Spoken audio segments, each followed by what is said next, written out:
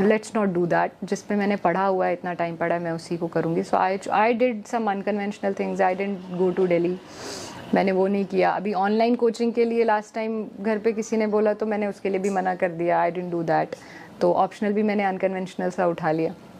तो इसलिए मैं आपको बोलूँगी, ये मैं चीज़ें इसलिए बता रही हूँ कि the nature of this exam is कि इसमें कुछ सेट नहीं है कि आप पर्टिकुलर ऑप्शनल लोगे तो आपका सिलेक्शन होगा, आप ऐसी कोचिंग लोगे तो आपका सिलेक्शन होगा. क्योंकि कोई दिल्ली में बहुत बड़े कोचिंग इंस्टीट्यूट में अगर पढ़ रहा है, उसकी भी सिलेक्शन हो रही है जी. तो कोई कहीं गांव में बैठकर अगर मटेरियल इकट्ठा करके पढ़ रहा है, उसकी भी सिलेक्शन हो रही है. So that is the beauty of UPSC. अगर आप डेडिकेशन के साथ, हार्डवर्क के साथ पढ़ रहे हो, डिसिप्लिन के साथ अगर आप पढ़ रहे हो, तो आप इजीली इसको क्रैक कर सकते हो. कोचिंग भी इतनी ज़्यादा इंपॉर्टेंट नहीं है. और ऑप्शनल सब्जेक्ट मुझे जो लगा कि जो मैंने पढ़ा था मैंने वही चुना, क्योंकि मुझे लगा कि मैं उसमें बेहतरीन परफॉर्म कर पाऊंगी. तो इसी तरह मैं दूसरों को भी सजेस्ट करूंगी, जो आपने ऑप्शनल सब्जेक्ट पढ़े होते हैं या जिस पर आपको कमांड होती है, आप वही रखें. या फिर कुछ केसेस में ऐसा होता है कि जैसे अनकन्वेंशनल कुछ ऑप्शनल सब्जेक्ट्स हैं, उनमें मटेरियल अवेलेबल नहीं होता. जैसे मेरे वाले में कोई टेस्ट सीरीज़ भी अवेलेबल नहीं थी. All I had to do by my self.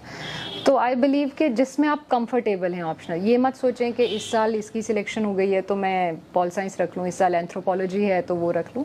ऐसा नहीं है. क्योंकि ऑप्शनल आपको बहुत पढ़ना पड़ता है. जीएस तो बहुत वैरिड है, उसमें इकोनॉमिक्स है, उसमें पॉलिटिक्स है, उसमें सब कुछ है.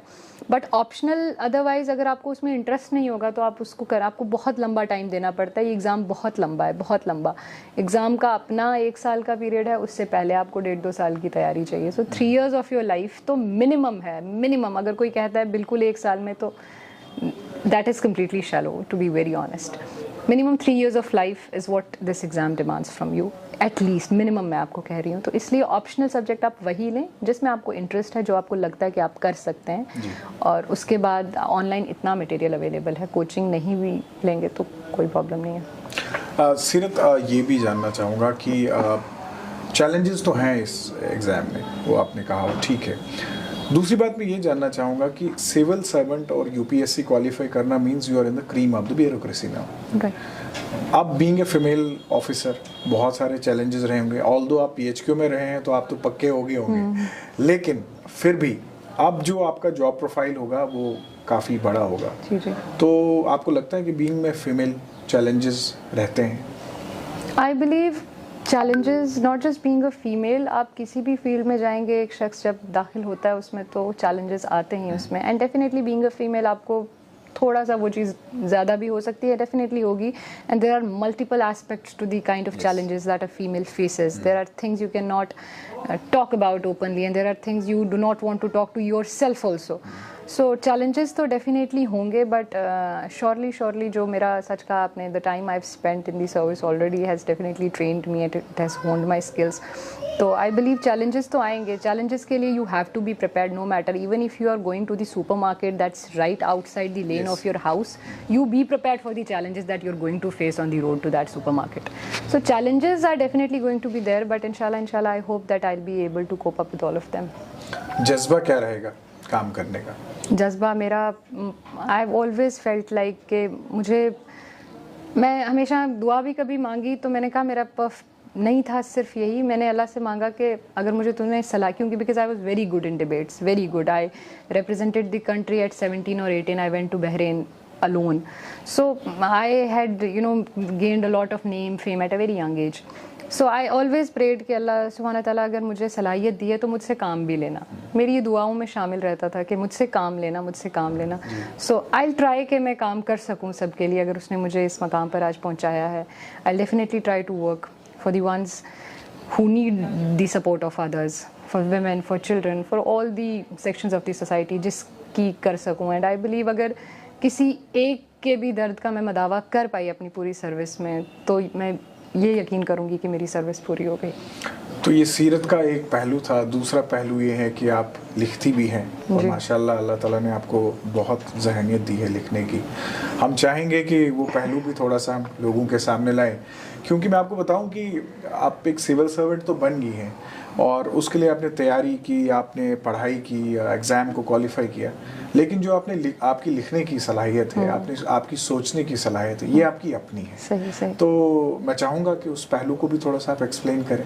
हाँ, लिखना एक्चुअली मैं स्कूल टाइम से ही, स्कूल की मैगज़ीन्स आती होती हैं तो मैं टीचर्स को डेडिकेट करके छोटी छोटी पोएम्स और इस तरह से क्वाट्रेंस वगैरह लिखती थी।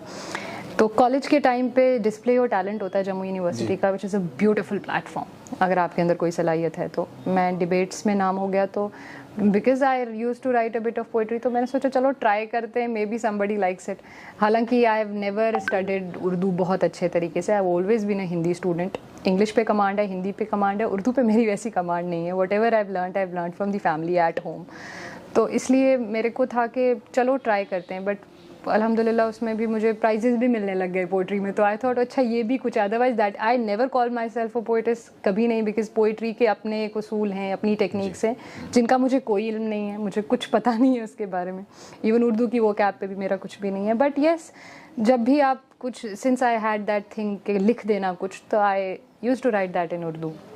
उसकी स्क्रिप्ट बेशक इंग्लिश होगी, बट वो लफ्ज़ जो होते थे तो वो उर्दू के होते थे। तो मुझे वो अभी, क्योंकि बहुत अरसा हो गया लिखे हुए भी, बहुत आज खुद भी अपना कुछ लिखा हुआ पढ़ती हूँ, क्योंकि सिविल सर्विसेज ना, it drains you a lot. तो मुझे 2 अशार याद आ रहे हैं, सिंस आपने औरतों के स्ट्रगल के बारे में बात की थी, तो मैंने लिखा था कि फेमिनिन पॉइंट ऑफ व्यू से लिखा था कि सदियों की आजमाइशें पहुँची हैं अब उरूज पर, सदियों की आजमाइशें पहुँची हैं अब उरूज पर, मेरे इस माह सोम को तू ईद का सवाल कर।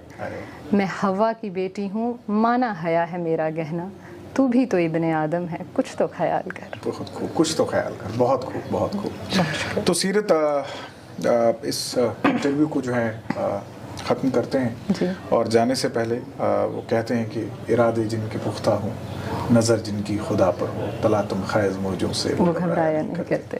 तो बहुत सारे लोग सीरत बनने की फ़राक में तो होंगे, लेकिन सीरत का ये सफ़र जो है वो कैसा रहा, हमने कोशिश की प्रोग्राम में इस बात के साथ जो है वो इंसाफ किया जाए और आप तक ये बात पहुंचाई जाए कि सीरत अगर आज यूपीएससी क्वालिफाई किया है तो उसके पीछे कितनी मेहनत है। ख्वाब तो सब देखते हैं, लेकिन ख्वाब की ताबीर को सही करना, उसको हकीकत देना, वो बहुत कम लोगों में सलाहियत होती है। तो अगर आप भी सीरत बनना चाहते हैं तो सफ़र हमने आपके सामने रखा। आज के प्रोग्राम में बस इतना ही, इजाज़त।